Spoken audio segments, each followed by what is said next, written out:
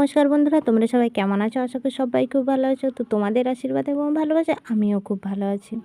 তো সত্যি বলতে কী বলো তো, আমরা গ্রামের বউরা বিশেষ করে আমাদেরকে যতই গ্যাস দাও, যতই ইন্ডাকশান দাও আর যতই হিটার দাও, কেমন মনে হয় যে মাটির উনুনে রান্নার মতো স্বাদ কোথাও তুমি পাবে না।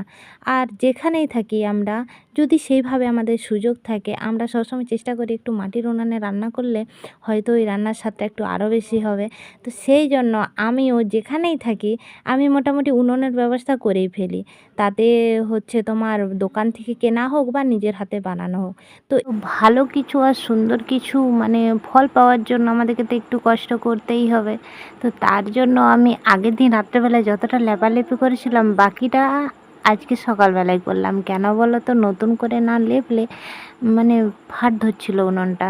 আর নতুন করে আবার লেপার পর দেখো কত সুন্দর লাগছে আমার উনুন, মানে রান্নাঘরটা, নতুন রান্নাঘরটা।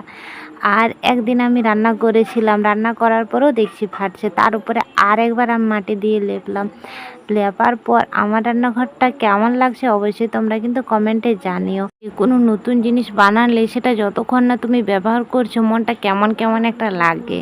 তাই আমার কিছুটা কমপ্লিট হওয়ার পর আমি একদিন উনুনটা জ্বেলেছিলাম, জ্বালার পরেও দেখছি একটু একটু ফাট দিচ্ছে। তো তার জন্য আবার সুন্দর করে একটু লেপে দিলাম। তো আমার সুন্দর সুন্দর রান্নাগুলো কিন্তু এই উনুন থেকেই আমি রান্না করি।